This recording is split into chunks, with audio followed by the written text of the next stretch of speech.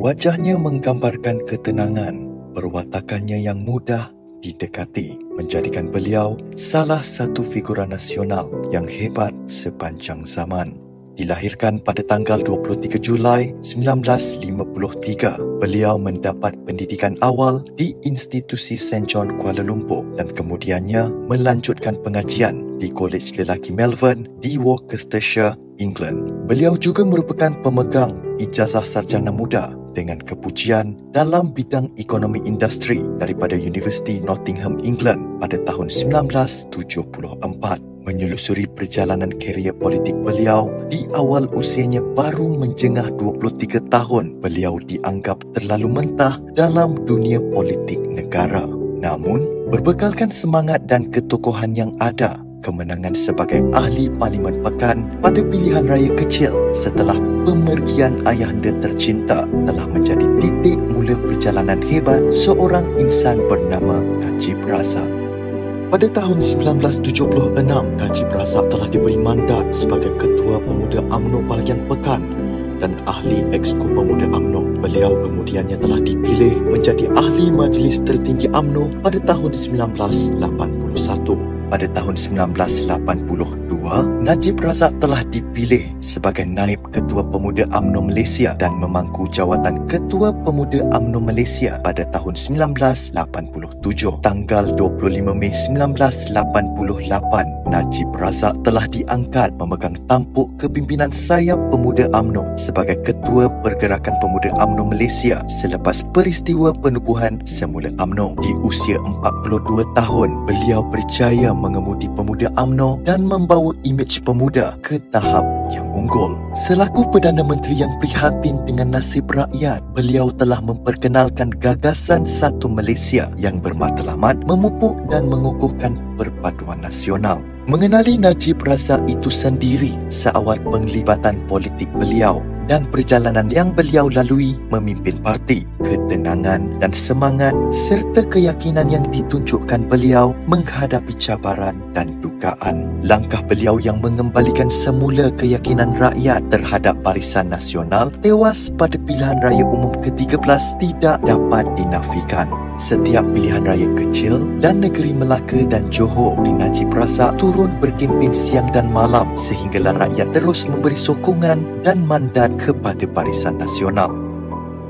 Najib adalah seorang legend dan beliau adalah merupakan pemimpin yang mempunyai aura karismatik dan magnetik, dan beliau merupakan seorang pemimpin yang dilahirkan untuk menjadi pemimpin negara. Saya telah mengenali Datuk Seri Najib Tun Razak sejak tahun 1988 .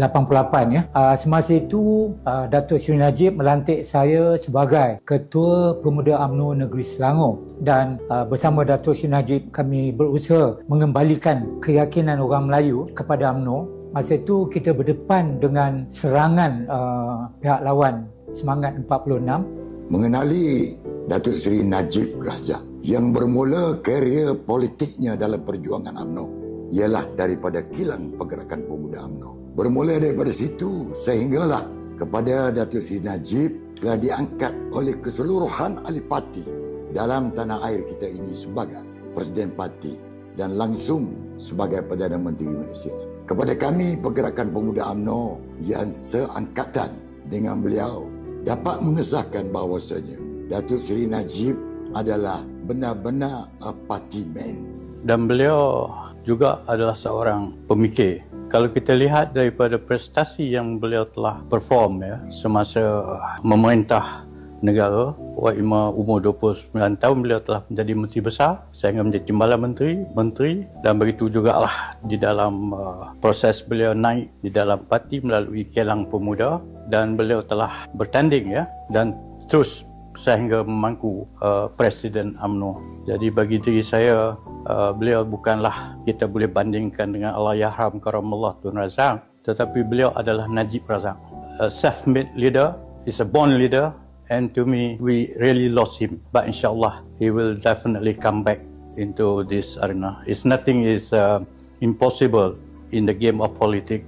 Kita telah kehilangan seorang pemimpin yang benar-benar boleh menarik sokongan rakyat jelata kepada UMNO dan Barisan Nasional. Apabila kita jatuh pada 2018, kemudian berlakulah pilihan raya kecil satu demi satu sehinggalah pilihan raya negeri Melaka dan negeri Johor. Keputusan yang telah dicapai dan diperoleh oleh Barisan Nasional cukup membanggakan.